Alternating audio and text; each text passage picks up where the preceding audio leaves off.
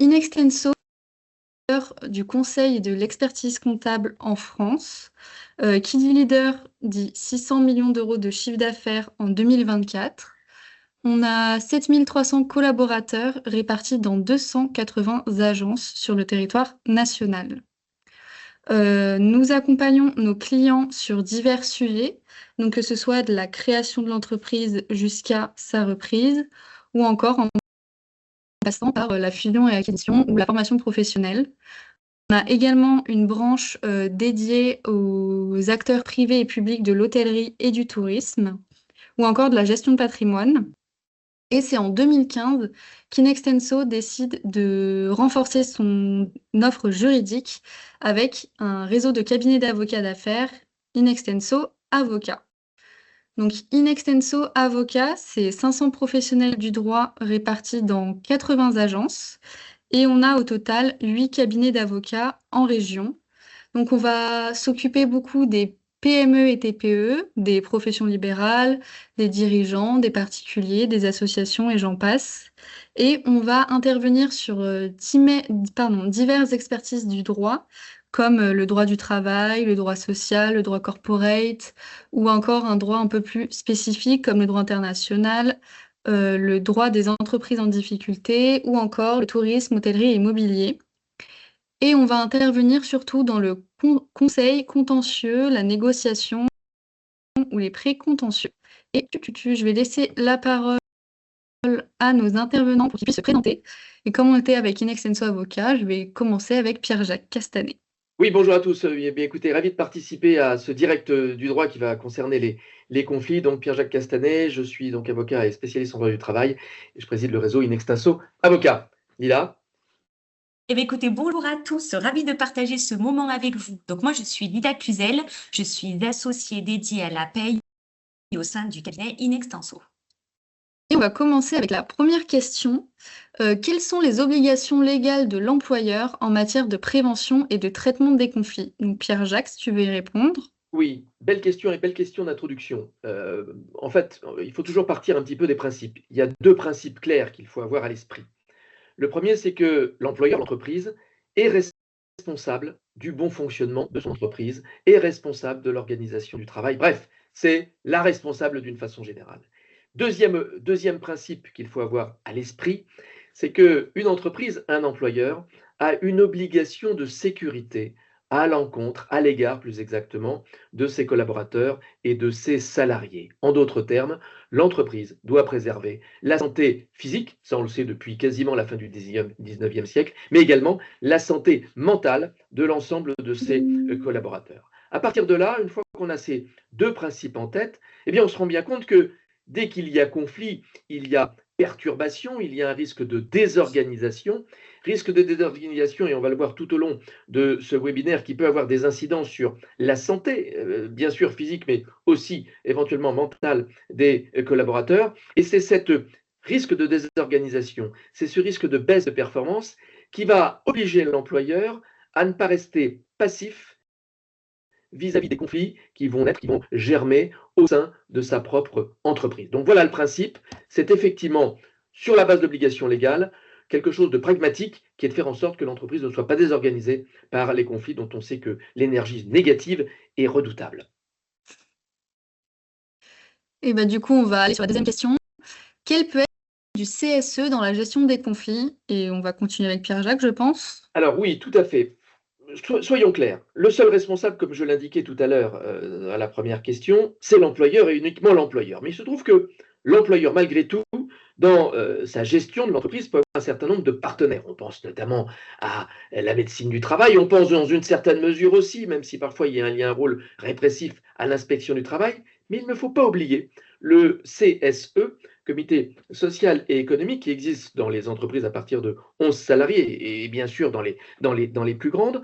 Pourquoi? Parce que ce CSE, figurez-vous, au terme de la loi, il est important de le rappeler, a la possibilité d'intervenir dans l'analyse des risques professionnels, a la possibilité de faire des propositions en termes d'actions de prévention, et puis, bien évidemment, il a aussi ce rôle de recueillir des alertes de la part de collaborateurs qui seraient, et c'est le sujet de notre aujourd'hui, qui seraient en conflit ou qui seraient dans une situation difficile.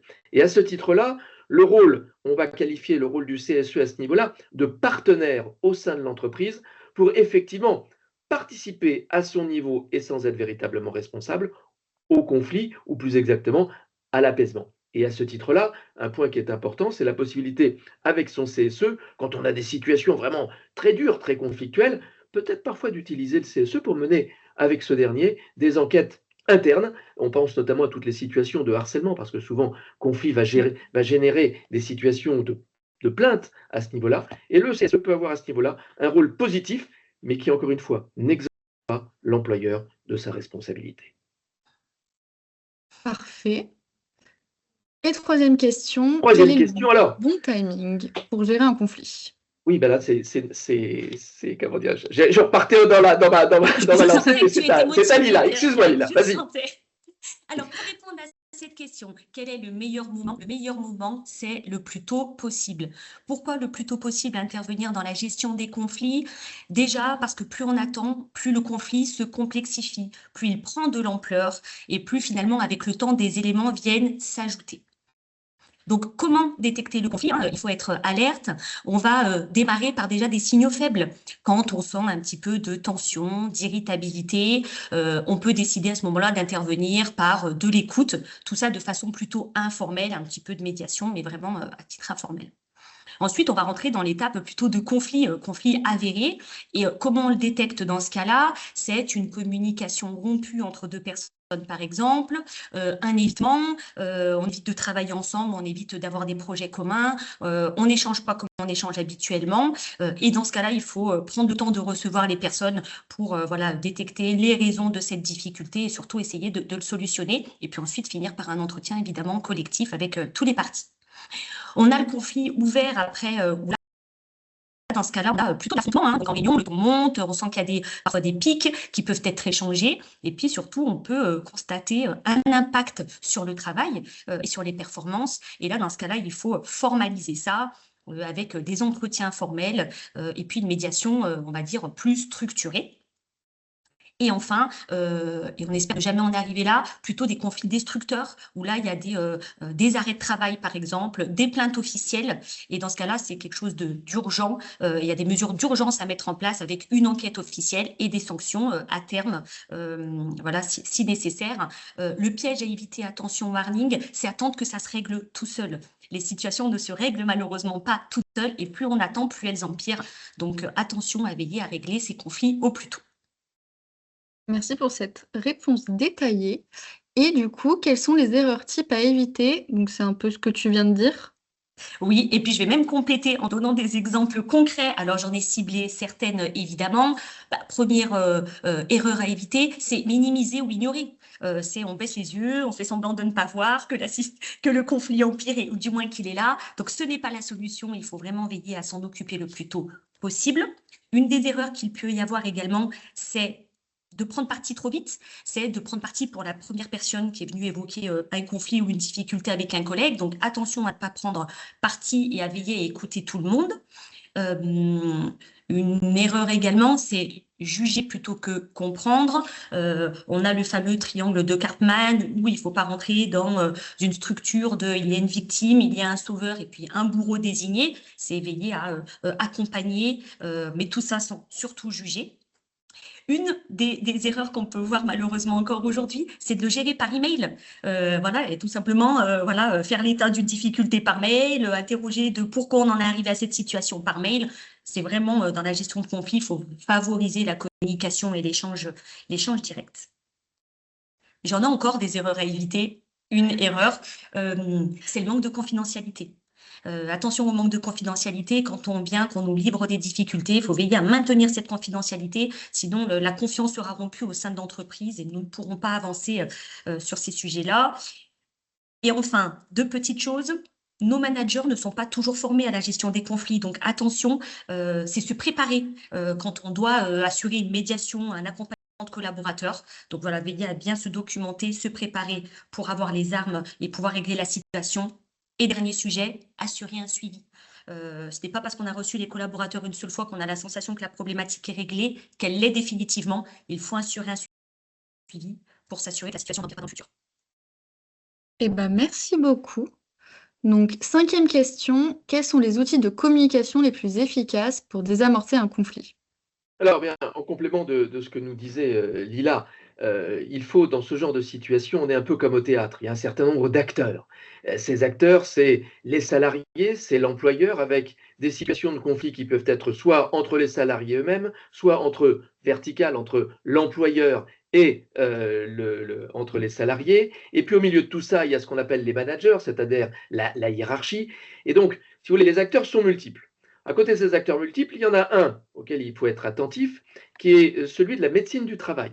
C'est important de parler de la médecine du travail parce qu'en cas de conflit, encore une fois, il peut y avoir des conséquences qui portent atteinte à la santé. Et là, le médecin du travail peut être un outil pour pouvoir communiquer avec lui. Là, pour le coup, la communication qui se fait avec le médecin du travail a un caractère confidentiel.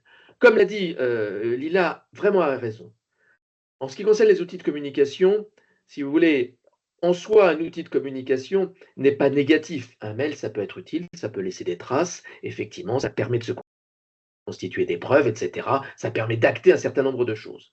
Mais vous savez, tout n'est pas blanc ou noir, c'est souvent les deux à la fois. Et la face obscure du mail, ce sont des mails dans lesquels il n'y a ni mesure, il n'y a ni courtoisie, il y a violence écrite, bref. Donc, vous, en tant que responsable, je dirais qu'en ce qui concerne les outils de communication, fondamentalement, il faut bien évidemment, et comme le disait Lila, à juste raison, privilégier le dialogue, la communication verbale. Parfois, on n'ose pas écrire, enfin, plus exactement, on n'ose pas dire et on écrit. Et le problème, c'est que les écrits, pour le coup, comme je l'indiquais tout à l'heure, peuvent être d'une violence absolue. En ce qui concerne les outils de communication pour désamorcer effectivement un conflit, le roi, en quelque sorte, c'est effectivement le dialogue. Attention aux mails que vous utilisez, parce que parfois, plutôt que le désamorcer, ça ne fait que les exacerber et créer des difficultés supplémentaires. Donc, véritablement, vous, en tant que responsable, votre idée, c'est quoi? C'est de quoi parle-t-on? De quel conflit s'agit-il? Est-ce que c'est un conflit horizontal? Est-ce que c'est un conflit vertical? Ou est-ce que c'est moi-même, en tant que patron de ma PME, qui a un conflit ouvert avec un salarié? Voilà, déjà, posez décor. Une fois qu'on a posé ce décor, c'est effectivement cette communication verbale, orale, qui doit être privilégiée. Et ensuite, dans un deuxième temps, si nécessaire, des écrits. Mais attention aux écrits, prudence, mesure et courtoisie. Et ensuite, 6e question, comment déceler les signaux faibles qui annoncent une montée en tension vers un conflit avant d'arriver à la situation du dit conflit? Alors, c'est effectivement pas toujours simple de déceler ces signaux parce qu'on est pris dans notre quotidien, dans notre travail, et on n'est pas toujours alerte ou attentif à ce qui peut se passer autour. Les premiers signaux que je vais évoquer, ça va être plutôt des signaux comportementaux. C'est un changement d'attitude d'une personne qui habituellement communique beaucoup, qui est plutôt en retrait, ou quelqu'un de plutôt calme qui d'un seul coup a un comportement agressif. Donc, veiller à les détecter et à s'interroger quand ils arrivent. Et également des sujets d'évitement où on sent que deux personnes ne se parlent plus du tout. Elles avaient l'habitude de travailler ensemble, elles ne le font plus. Elles prenaient des pauses ensemble, elles ne le font plus. Voilà. Ou alors un collaborateur également qui ne communique plus avec sa hiérarchie. Et puis également une communication qui peut être dégradée. Et comme on peut le constater, des emails froids, on repart sur les écrits, Jacques, des emails froids, des emails cassants, et la mise en place systématique de la copie, par exemple, de la hiérarchie. Où là, quand on sent qu'on commence à mettre des personnes en copie et que c'est plutôt inhabituel dans les pratiques, ça peut être un des signaux à identifier. On peut avoir également des signaux plutôt organisationnels, donc c'est-à-dire une baisse de la performance, une baisse de la qualité, moins de satisfaction client lorsque les dossiers sont traités par une personne alors qu'habituellement on avait un très bon relationnel. On peut avoir également dans les signaux organisationnels une augmentation des retards ou des absences répétées qui ne sont pas habituelles, ou voir au sein d'un même service des multiplications de demandes de changement de poste pour travailler dans une autre équipe par exemple. Donc c'est des signaux à bien identifier. Et enfin, je terminerai par des signaux un peu plus collectifs, où là, c'est de l'attention au sein de l'équipe, parfois un système de clan mis en place, où on sent qu'il y a des prises de parti des uns des autres. Je passe le level supérieur, mais qui va être des rumeurs, des médisances qui peuvent circuler, et tout simplement une ambiance générale dégradée sur des moments de convivialité, quand par exemple, au sein d'entreprise, on met en place des petits déjeuners ou des moments d'équipe.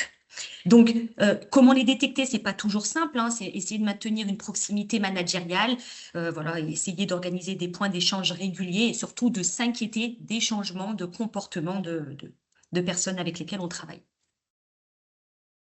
Eh ben, merci beaucoup pour cette réponse. On va passer à la septième. La législation nous oblige à trop de prudence et de retenue, arrêt de travail, gestion des horaires, etc. Comment agir de manière équitable entre les salariés? Alors, c'est pas toujours simple. En tout cas, la législation, elle impose pas vraiment la retenue dans la gestion des conflits. Elle impose plutôt la justice et l'équité entre tous. Et c'est pas toujours simple.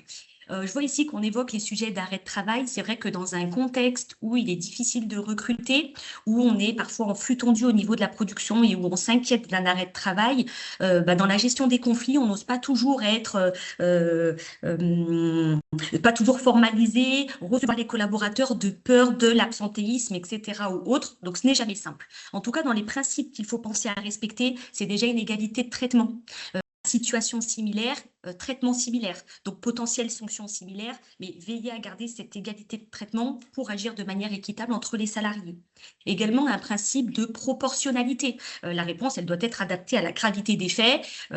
Effectivement, si on a une erreur plutôt très mesurée qui est intervenue dans un contexte de tension globale, attention à ne pas surréagir sur la sanction. S'il y a eu des erreurs similaires dans le passé, il faut veiller à garder voilà, une sanction adaptée et conforme à ce qui avait été fait précédemment.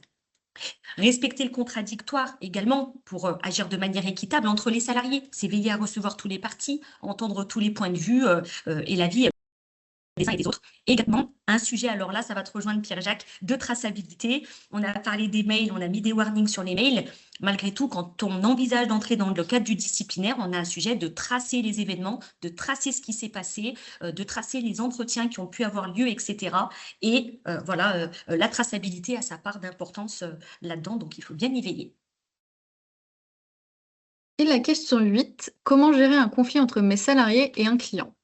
Alors ça, c'est une question vraiment intéressante, comme toutes les autres d'ailleurs, mais il est important de relever le point suivant. Tout à l'heure, quand on parlait de conflits, on imaginait plutôt des conflits internes au sein de l'entreprise, soit des conflits horizontaux entre collègues eux-mêmes, entre salariés, ou conflits entre tel ou tel salarié et sa hiérarchie, voire directement avec le dirigeant. Et on sait que ces situations-là de tension et qui sont liées au fait que les gens travaillent ensemble et donc il y a des problèmes de communication, des problèmes d'humeur, des problèmes, bref, tout ça, ça existe. Et comme on l'a indiqué tout à l'heure, comment on peut essayer, en tout état de cause, d'essayer de les apaiser. En ce qui concerne le conflit avec un client, on comprend bien que là, il y a une dimension extérieure. Alors, là aussi, il faut revenir au principe pour comprendre.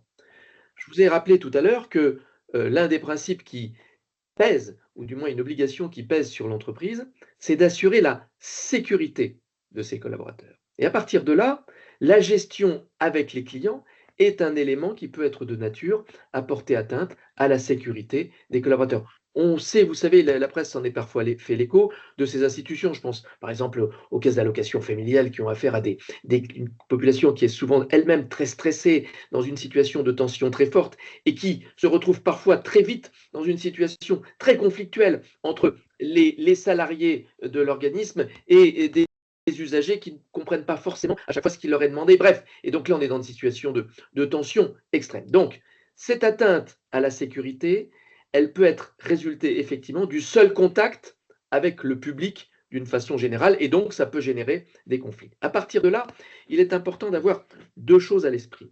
La première, c'est que on voit bien que cette relation qui peut être tendue avec un client, alors ça peut être un guichet, mais ça peut être aussi un client qui est simplement le client avec lequel nous sommes fournisseurs et nous avons un client à traiter. Première chose à faire, c'est qu'il faut examiner si dans l'évaluation des risques professionnels, effectivement, c'est un sujet. Est-ce qu'il faut assurer une certaine protection? Alors, je pense par exemple à ceux qui sont dans des situations de transport de fonds, etc. Où effectivement, pour un client, pour une banque, il peut y avoir des situations vraiment, véritablement difficiles. Bref, est-ce qu'il y a des mesures qu'il faut prendre pour limiter, en tout état de cause, les risques de conflit avec les clients? Ça fait partie de la DUERP, c'est-à-dire le document unique d'évaluation des risques professionnels, des choses qui peuvent germer dans les relations avec les clients. Deuxième élément, deuxième principe, c'est que il appartient quand même à l'employeur, à un moment donné, de faire un choix.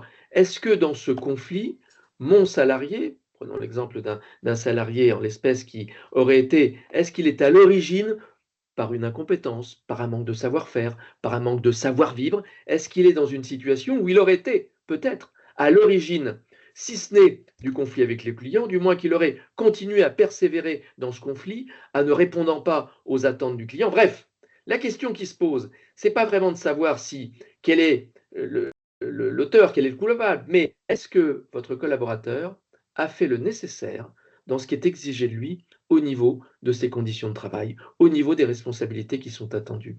Et là, effectivement, le conflit peut avoir comme source une incompétence, un manque de savoir-faire, une négligence professionnelle de la part d'un client. Et là, eh ben, on est dans une situation où l'employeur, et je vous rappelle toujours ce principe, responsable du bon fonctionnement de l'entreprise, va considérer que ce client, cette tension, eh bien, elle a été générée par la faute, en quelque sorte, du collaborateur qui n'a pas su mettre en œuvre ce qu'on attendait de lui. Et là, on peut rentrer dans un processus disciplinaire pour mettre un terme, effectivement, à ce conflit et, en quelque sorte, soit sanctionner, soit aller jusqu'à se séparer d'un salarié. Donc, là aussi, gérer un conflit entre un salarié et un client, se poser d'abord la question, est-ce que d'une façon générale, c'est un risque qui est possible?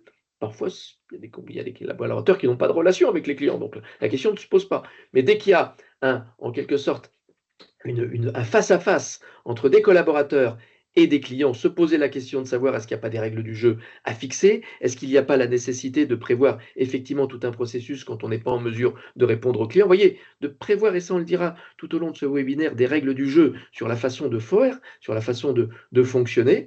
Et puis, quand le conflit a éclaté, eh bien, se poser la question, est-ce que à ce niveau-là, mon collaborateur a d'abord besoin de protection? C'est quand même la première question qu'il faut se poser, parce qu'il peut y avoir des situations où le collaborateur peut être l'objet d'actes de vengeance, on l'a vu, hein, de la part de clients mécontents. Donc ça, effectivement, un rôle de protection, mais aussi un rôle de sanction si nécessaire, si effectivement le collaborateur en question n'a pas respecté ce qui est attendu de lui. Voilà ce qu'on peut dire à ce niveau-là sur la gestion d'un conflit avec un collaborateur. Eh ben, merci beaucoup. Et on va passer à la 9e question. Dans le cadre d'un conflit entre salariés, le dirigeant doit-il s'en mêler? Notre responsabilité peut-elle être engagée si on refuse d'intervenir, sachant qu'intervenir peut donner une dimension plus importante au conflit? Alors, vous l'aurez compris, ça va un petit peu dans le sens de ce qu'on a dit tout à l'heure. Oui, 3 fois oui, bien évidemment. On ne peut pas mettre, en quelque sorte, si vous me permettez l'expression, la poussière sous le tapis.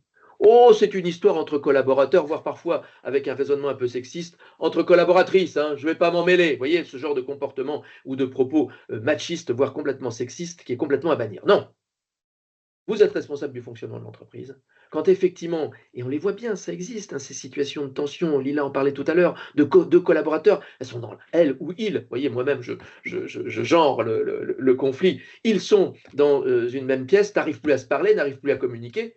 C'est redoutable en termes d'efficacité, c'est redoutable en termes d'organisation, et c'est redoutable en termes de conséquences. Parce qu'à un moment donné, un des deux salariés, et c'est très souvent le cas, va venir par dire, moi je suis finalement victime du comportement de mon collègue, et là ça va monter en gradation, ça va monter en tension, et on va peut-être même aller jusqu'à parler de harcèlement, on va peut-être même jusqu'à parler de souffrance au travail, parce qu'il y a un conflit. Donc, clairement, les conflits entre salariés, eh bien, contrairement à ce qu'on peut penser, ce n'est pas une histoire personnelle qui doit désintéresser le chef d'entreprise. Et là, je m'adresse vraiment au chef d'entreprise ou au manager en charge d'une équipe. Oui, vous devez vous en mêler. Oui, vous ne devez pas, encore une fois, faire fi de ces difficultés. Et là, on a tous les éléments qu'on donnait tout à l'heure, Lila, à savoir faire parler les gens, les rencontrer. Bref, se préoccuper de la question et montrer qu'effectivement, vous êtes le garant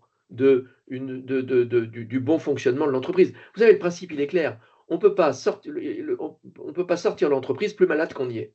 Si effectivement, ce conflit, on le voit bien, c'est très fréquent, génère effectivement, et c'est très souvent le cas, des problèmes sur la santé. Alors, on ne va pas juger si c'est vrai ou pas vrai. Ça génère du stress, ça génère des problèmes de santé, donc avec de l'absentéisme, etc.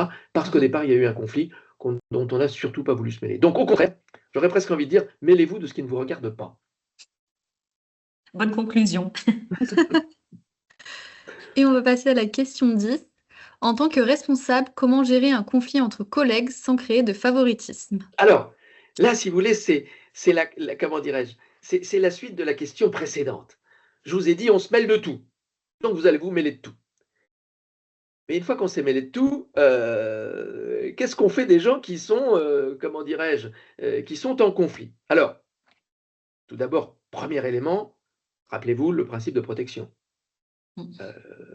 Est-ce que, ce conflit, est un conflit dans lequel, je vais le dire simplement, c'est un peu de la psychologie facile, mais est-ce qu'il y a véritablement en quelque sorte une victime et un bourreau, d'un manager toxique qui ne fait pas bien son travail, par exemple, ou d'un collègue, quand on est dans un principe d'égalité, qui effectivement a un comportement, insupportable, et cetera. Donc là-dessus, il y a ce devoir de protection. Bien.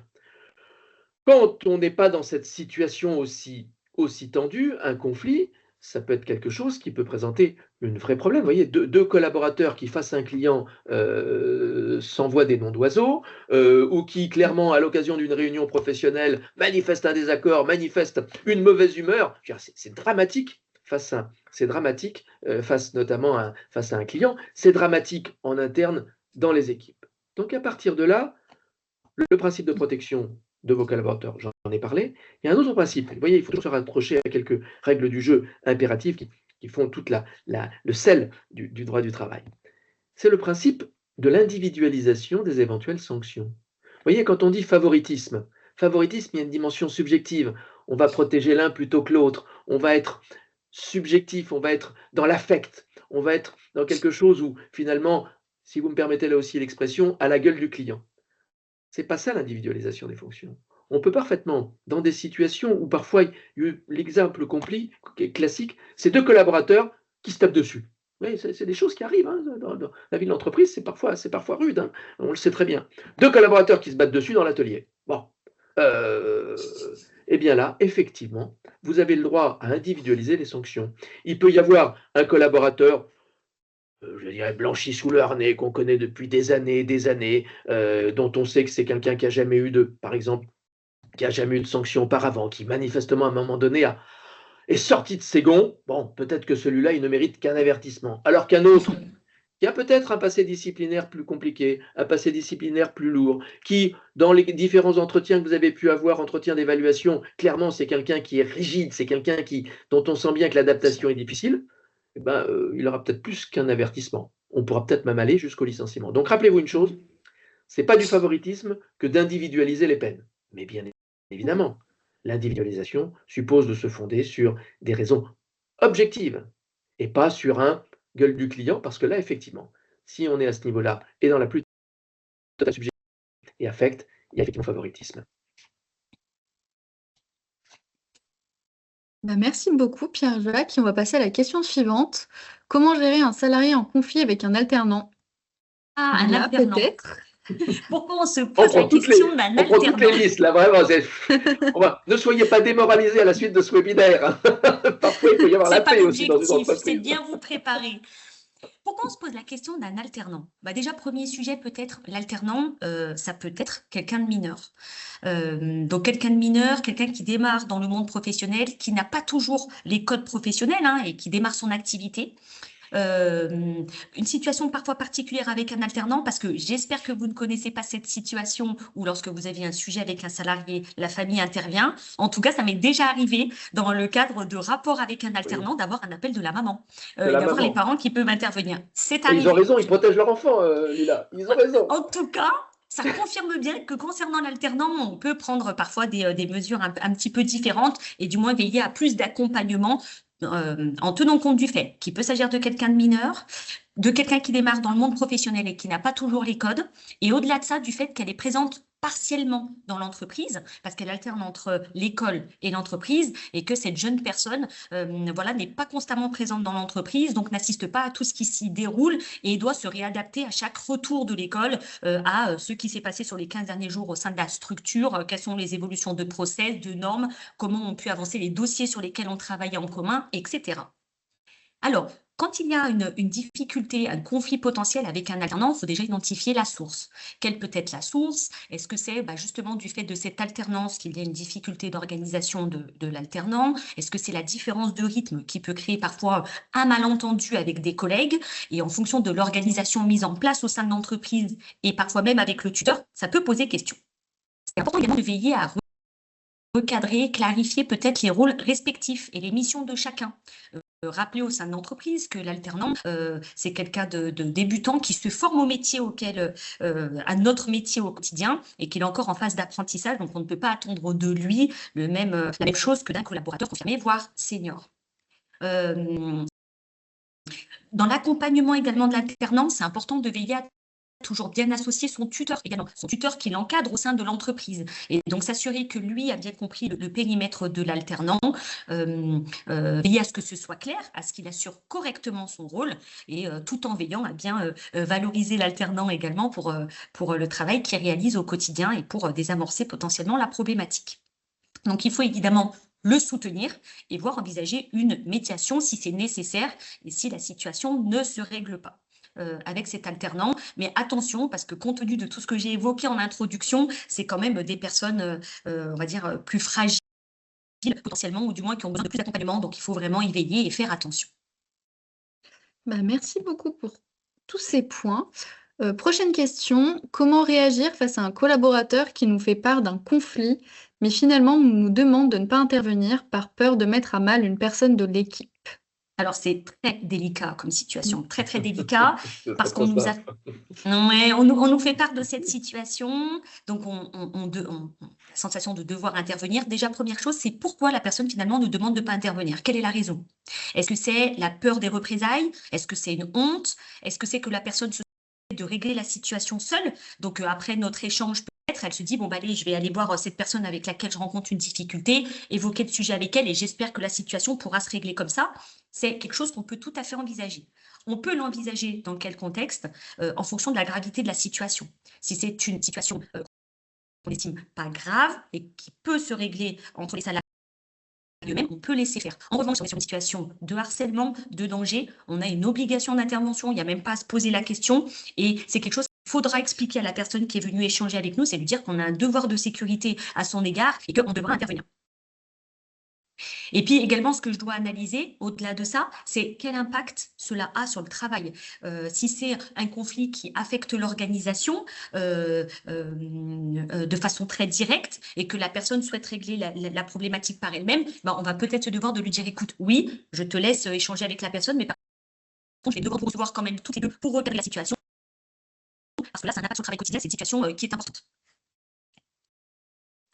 En tout cas, dans ce que je vais répondre à la personne me solliciter. Donc, si la situation est mineure, je garde ce sujet de confidentialité, je la laisse essayer d'intervenir seule et aider la situation par elle-même. En revanche, si la situation est préoccupante, c'est surtout être très clair sur notre obligation d'agir et l'expliquer en disant, je comprends ta demande, mais j'ai une responsabilité vis-à-vis de ta santé, vis-à-vis de la santé des membres de l'équipe aussi, donc je me dois tout en échangeant avec ces personnes, arriver à un compromis qui convienne aux deux parties. Mais je m'engage à ce que ce soit fait de façon discrète, sans te nommer, sans laisser sous-entendre que c'est toi qui m'as alerté de cette situation. Et je vais veiller en douceur dans un premier temps. Effectivement, on devra accélérer sur ce sujet si la situation prend de l'ampleur et qu'on arrive dans une situation de gravité. En tout cas, c'est rassurer les salariés sur ce sujet de confidentialité et arriver à une situation claire de compromis in fine, mais qui soit énoncée de façon très claire pour les deux personnes. Hop, merci beaucoup. Et prochaine question, comment gérer les demandes de jeunes employés sans leur dire non systématiquement, exemple sur le sujet du télétravail? Alors, juste pour rappeler, vous savez, le principe, ces questions sont des questions que vous nous avez posées Oui. en amont. Hein, c'est pas nous qui les avons comment dirais-je, écrites pour pouvoir savoir y répondre. Non, c'est vous qui avez posé la question. Alors, je trouve que cette question est intéressante parce qu'on voit bien l'idée, j'ai affaire à des jeunes, je ne sais pas comment ils fonctionnent, c'est la génération, je ne sais plus comment elle s'appelle, X, Y, Z, enfin bref. Il faut leur dire non, c'est pas facile parce qu'ils n'ont pas les codes. Je pense que ça ne concerne pas uniquement que les jeunes. C'est peut-être parfois même plus difficile de dire non à des gens qui sont plus blanchis sous le harcèlement. Bref.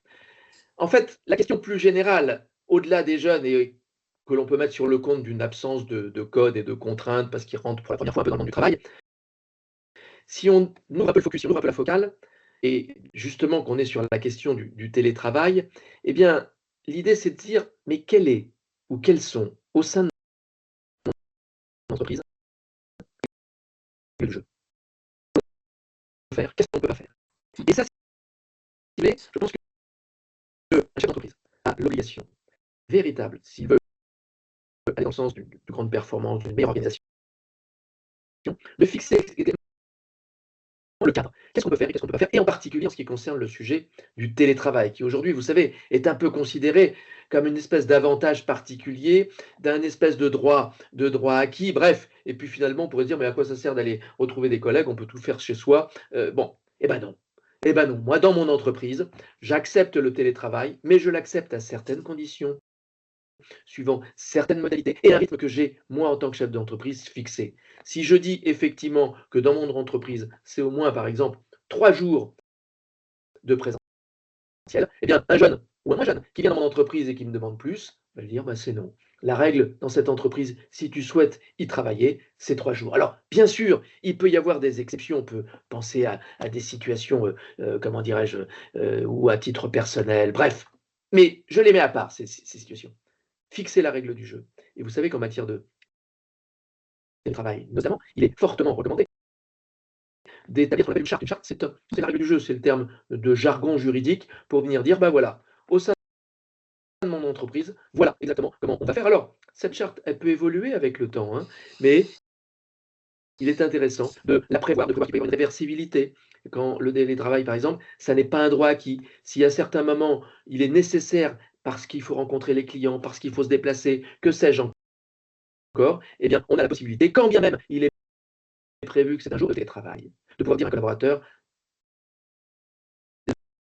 il y a une raison, on a prévu dans la charte, parce que du fonctionnement de l'entreprise, il y a une nécessité de service, même si c'est un jour de télétravail, il faut venir pour différentes raisons. Alors, là, vous l'avez compris une fois que j'ai dit tout ça, ce qui est insupportable, eh ben, c'est toi, je te donne du télétravail, Bérénice, toi, tu vas avoir droit à un peu de télétravail, mais Lila, non, je n'ai pas Bon, confiance, il n'y aura pas de télétravail pour toi. Bon, Moi, oui, ça va.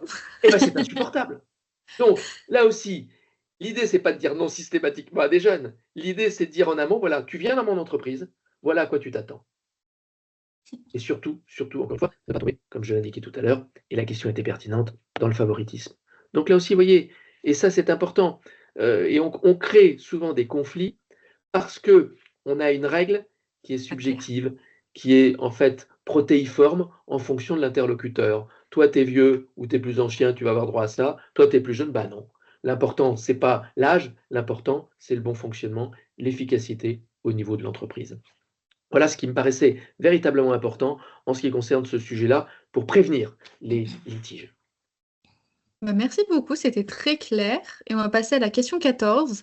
Comment mettre un point final à un entretien suite à la gestion d'un conflit si à la fin de celui-ci, les parties ne sont pas d'accord et que le conflit n'est pas désamorcé? Et quelles sont les solutions face à une situation bloquée? est-ce que ça arrive vraiment, hein, une situation de conflit, on n'arrive pas à un accord? Bah oui, oui, oui, ça arrive, Pierre-Jacques, tu confirmes? Ça arrive bien. Alors, c'est des situations qui arrivent, il faut en avoir conscience, on ne réglera pas tous les conflits. La première étape, je pense, en fait, c'est de reconnaître le désaccord. Oui, OK, je constate qu'aujourd'hui, on n'arrive pas à un accord, sur ce sujet. Par contre, il faut rappeler les règles du jeu. Donc attention, on n'arrive pas à un accord, je constate que vous êtes toujours en désaccord, vous n'avez pas le même point de vue sur la situation, très bien. Je rappelle le cadre professionnel. Malgré ce désaccord, je vous rappelle que voilà ce que j'attends de toi et voilà ce que j'attends de toi professionnellement, de façon à ce que ce soit clair.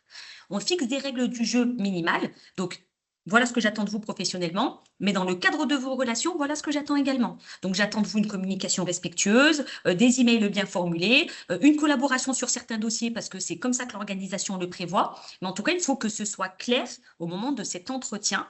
Et je pense que là où c'est très important, c'est de garder la porte ouverte sur la suite. C'est d'annoncer la suite. Donc là, nous n'arrivons pas à un accord. Par contre, je vous propose quand même qu'on se revoit dans un mois pour reparler de cette situation. Entre-temps, je vous laisse évidemment réfléchir à des solutions, à d'autres solutions d'organisation qui pourraient convenir à tout le monde. Surtout si vous avez des nouvelles idées, n'hésitez pas à revenir vers moi, mais en tout cas, on se reverra dans un mois pour voir comment la situation aura évolué. Donc, ce qu'il faut vous dire, c'est qu'on n'arrivera pas toujours à une situation d'accord entre les parties. Et au-delà de tout ce que je viens, moi, de vous évoquer pour l'instant, c'est les solutions que nous pouvons avoir en interne. Et on peut ensuite, après, passer des étapes complémentaires, à savoir envisager une réorganisation parce que cette incompatibilité entre ces deux personnes fait que ça demande une organisation différente du travail. Une décision managériale ultérieure, envisager de se séparer d'une personne ou de l'affecter à un autre service potentiellement. Mais on a également des solutions de médiation, d'intervention extérieure de personnes qui viendraient intervenir dans le cadre d'une médiation sans affect, sans émotionnel, mais repartir sur un postulat complètement neuf. Et ce sera une solution qui pourra être envisagée. En tout cas, ce qu'il faut retenir, c'est qu'on peut arriver à des situations où nous ne sommes pas d'accord. En tout cas, attention, je le rappelle, important, on rappelle les règles du jeu de travail en commun et on prévoit de se revoir un petit peu plus tard pour évoquer la situation et surtout voir comment elle a évolué.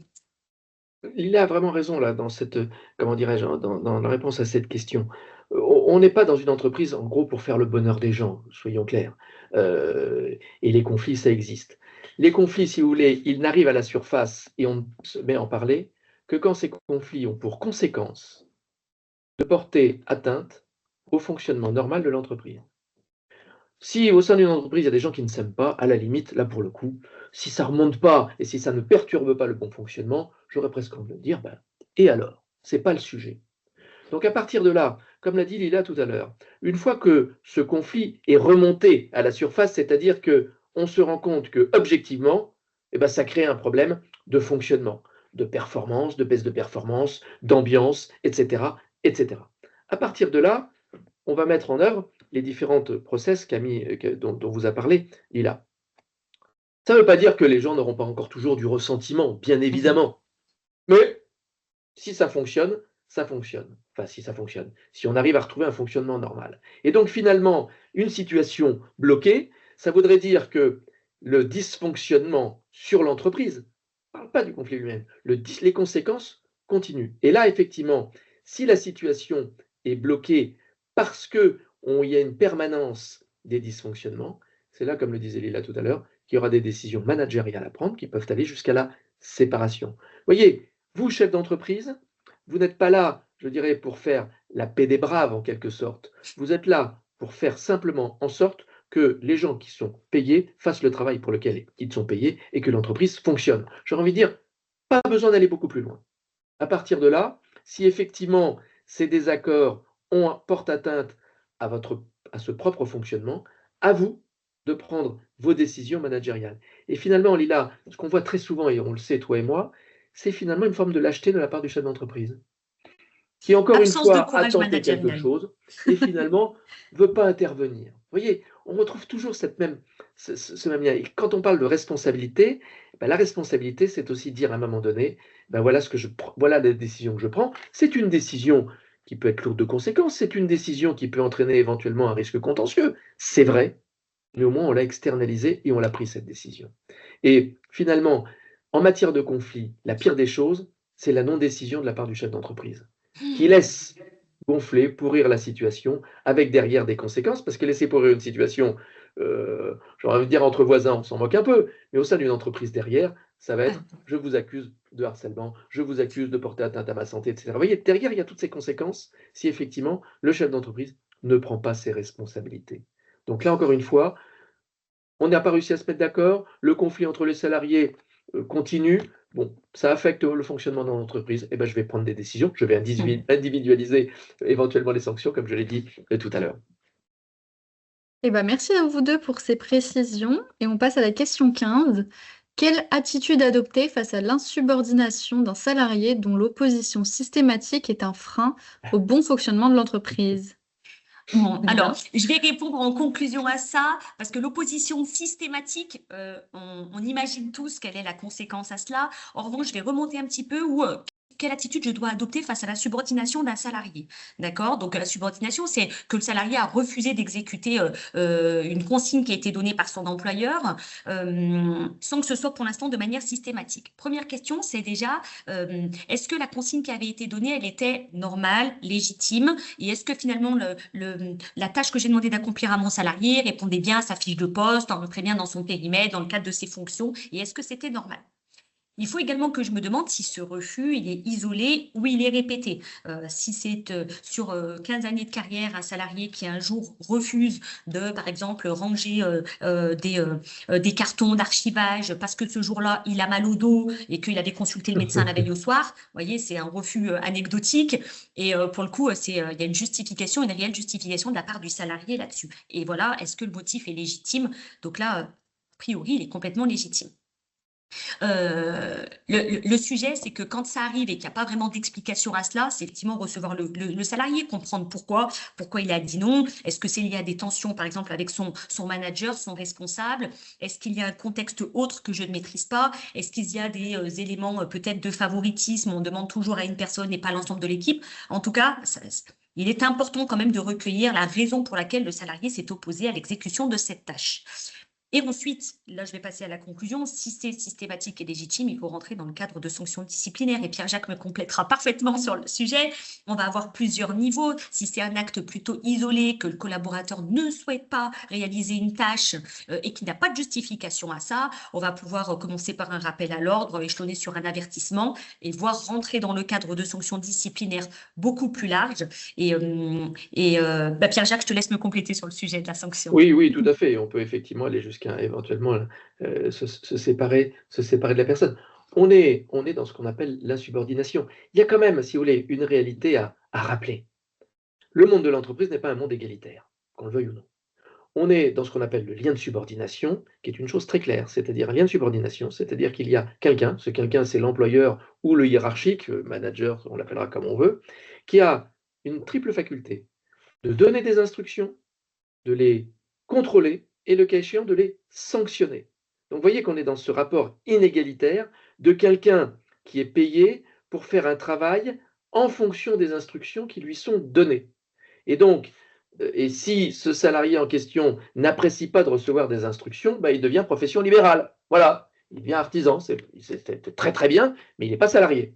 Donc effectivement, quelqu'un, quand on parle d'opposition systématique, cette opposition systématique peut constituer une insubordination. L'insubordination, c'est je croise les bras face aux instructions que légitimement on me demande. Alors attention, bien évidemment, et là vous voyez qu'il y a toujours une ligne jaune, il faut bien évidemment, et Léla le disait tout à l'heure, que les instructions que je donne soient des instructions qui soient conformes à l'intérêt de l'entreprise, qu'ils soient des instructions qui ne soient pas faites pour tourmenter, pour embêter, pour ne pas dire plus, le salarié. Donc, vous devez avoir, dans ce genre de situation, mais finalement, à chacune des questions, comment dirais-je, le tips, si vous me permettez, là encore une fois, cette expression un peu populaire, c'est où est l'intérêt de l'entreprise? Où est l'intérêt général de l'entreprise? Et ça constituera une ligne, un guide pour savoir la décision que l'on prend. Si effectivement l'intérêt général de l'entreprise, son bon fonctionnement, sa performance, bref, le service apporté au client est perturbé et dysfonctionne à cause de l'attitude de tel ou tel, eh bien effectivement, le droit disciplinaire, c'est-à-dire le droit de sanction dont je parlais tout à l'heure, pourra s'appliquer parce qu'on est dans ce monde inégalitaire du lien de subordination. Hop, parfait, on va passer à la 16e 16e, allez, question. on continue sans désemparer. Là, on est sur des choses. On sent que derrière, il y a du vécu dans ces questions. Hein. Voilà, on essaye de prendre un peu de hauteur en essayant d'essayer de pas trop jargonner quand même. Mais on voit bien que derrière, moi, ce que j'aime bien dans ces questions, c'est la vraie vie. C'est la vraie vie dans l'entreprise. Et on sait combien tout ça est compliqué, combien est difficile, combien tout ça est tendu. Et là, une incompatibilité. Alors, là aussi, on imagine, là, vous savez, le côté c'est insupportable, on ne peut pas travailler avec elle, tout ça, vous l'entendez absolument tous les jours. Bon. Là aussi, quelle est votre position? Je vous le rappelle, il faut toujours se positionner. On est dans la position du manager, du hiérarchique ou du chef d'entreprise. Incompatibilité en soi, l'incompatibilité, c'est pas un sujet, je dirais, adressable en droit ou dans le fonctionnement d'une entreprise. Vous, la seule chose qui vous importe, c'est est-ce que le savoir-être ou le savoir-faire, mais là on est plutôt dans le savoir-être s'agissant des conflits, a une incidence négative sur, encore une fois je le répète, le fonctionnement de mon entreprise ou tout simplement le fonctionnement de mon atelier ou simplement le fonctionnement de mon équipe ou le fonctionnement je dirais, de la relation avec le client. C'est la seule question qu'il faut se poser. Et donc, effectivement, à partir de là, si vous considérez que, au-delà d'une appréciation de psychologie à la petite semaine, parce que l'incompatibilité, moi je ne sais pas trop ce que c'est, hein, et c'est en soi pas un défaut, on peut ne pas aimer certaines personnes. En revanche, là je ne suis pas payé quand je travaille dans une entreprise pour aimer ou pas aimer les gens, je suis payé pour faire un certain travail. Et que je dois faire dans un environnement professionnel dans lequel il y a d'autres personnes que moi. Soit je sais faire, soit je ne sais pas faire. Et si je ne sais pas faire et que c'est objectivement constaté par ma hiérarchie, eh bien effectivement, je suis susceptible de faire l'objet d'une sanction qui peut aller jusqu'au licenciement. Donc, vous voyez, peut-elle justifier légalement une fin de contrat?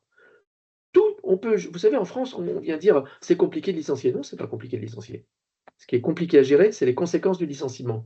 Mais en soi, licencier, je ne parle pas des salariés protégés, hein, membres du conseil du CSE, etc., vous pouvez décider, bah, toi, je te licencie.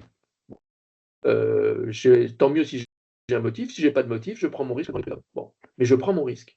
Donc, oui, je peux mettre un terme à un contrat de travail de quelqu'un dont je ne dirais pas qu'il est incompatible, mais dont le comportement a pour conséquence de rendre dysfonctionnel ce que j'attends de lui. Voilà. C'est dans cette objectivisation des situations que dans la vraie vie, on peut s'en sortir. Parce que sinon, si on rentre effectivement dans une analyse psychologique, on ne s'en sort pas. Et vous savez, on est bien placés, nous juristes, pour le savoir avec Lila. On est des psychorigides. On a besoin de mettre les choses dans des cases. Et si ce n'est pas dans des cases, ben, ce n'est pas notre métier et on ne sait pas faire et on ne sait pas conseiller. Donc là, vous voyez, quand on dit incompatibilité, ben moi, vous avez compris, je rebondis, j'écarte la notion d'incompatibilité et je vais dans une case qui m'est confortable, pas pour moi bien évidemment, mais qui est la case du droit, qui est de dire c'est quoi le fonctionnement de l'entreprise. Et là, pour le coup, on peut apporter une réponse. Je crois qu'on Parfait, continue on va encore. continuer avec cette question. Dans quelle mesure peut-on dire qu'il y a acharnement ou harcèlement? Alors, vous voyez, on sent là, voilà. Bon, ça, c'est une question qui est. Le harcèlement, alors on parle de harcèlement moral, hein, généralement. Il y a aussi le harcèlement social, c'est une notion qui a maintenant 25 ans, qui est assez ancienne, et qui finalement est une notion importante, mais qu'on soit clair aussi, il n'y a pas du harcèlement tous les jours, et fort heureusement dans l'entreprise. Le harcèlement, quand c'est caractérisé, c'est quelque chose finalement d'assez exceptionnel.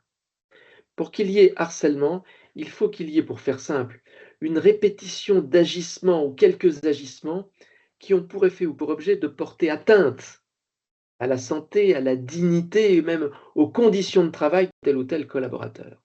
Et là, vous voyez, quand on met cette définition qui est très précise, au regard du lien de subordination, on se rend bien compte que donner des ordres à quelqu'un, éventuellement le sanctionner, éventuellement le contrôler, eh bien, ce n'est pas du harcèlement. Ce sont les conséquences légitimes, normales, de ce droit qu'a l'entreprise d'imposer un certain nombre de choses à des salariés. Et donc, la ligne blanche, elle n'est franchie, et on ne parle que de harcèlement, que quand effectivement ce pouvoir d'instruction, en quelque sorte, il est détourné.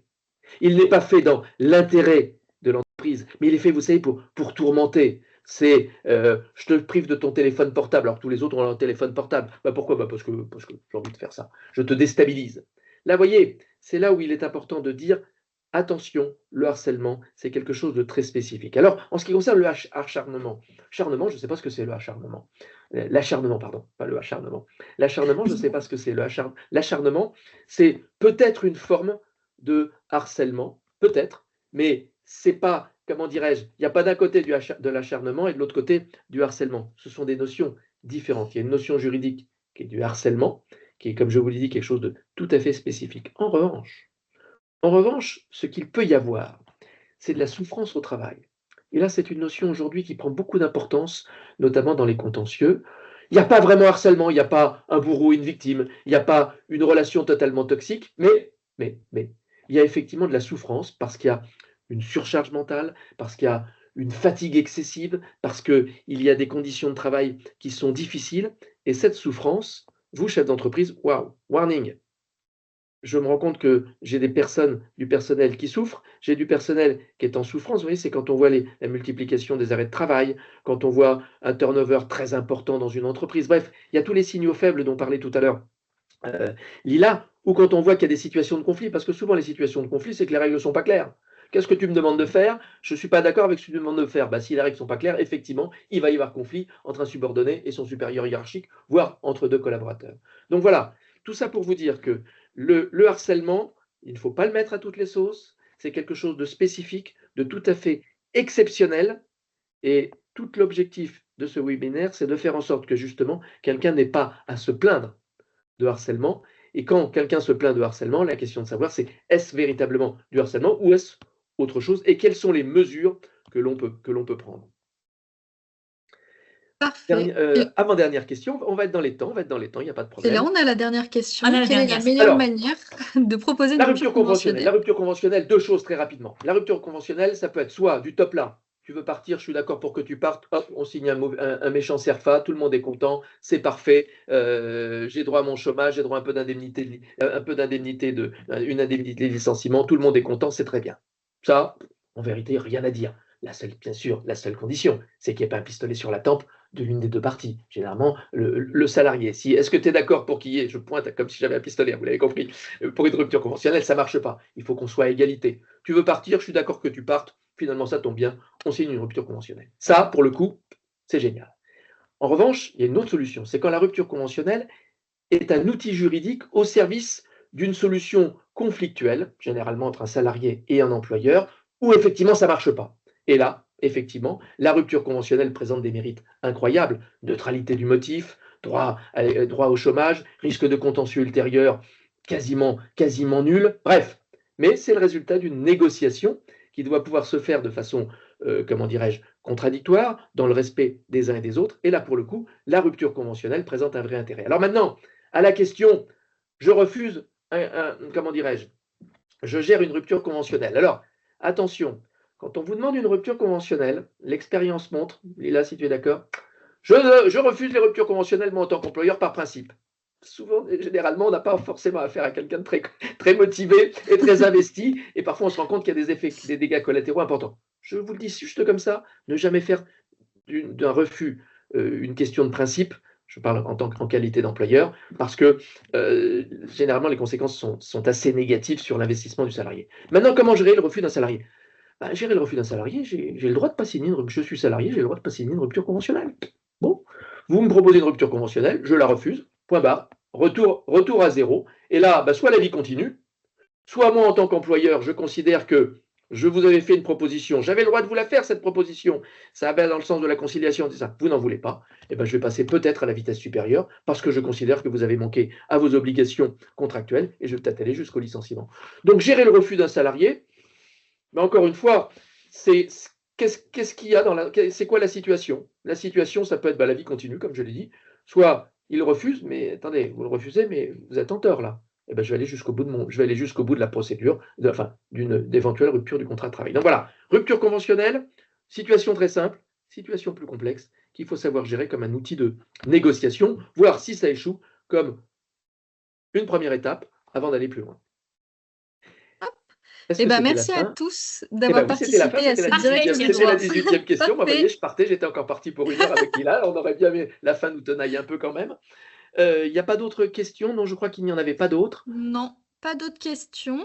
Et je vous enverrai à tous un mail de remerciement avec le lien vers le replay du webinaire pour ceux qui n'ont pas eu l'occasion de regarder le début. Et vous aurez aussi un formulaire de satisfaction qui est toujours intéressant à remplir pour nous donner tout à quelques fait. sujets. On vous demande d'être objectif. Hein. Toujours. Et n'hésitez pas à vous abonner et à suivre Inextenso Avocat sur LinkedIn pour pas manquer le prochain direct du droit. Et merci à tous et merci à nos intervenants. Merci, ça a été un plaisir Merci. d'être avec vous pendant cette heure de webinaire et de direct du droit. Effectivement. À bientôt. À très bientôt. À Au bientôt. revoir.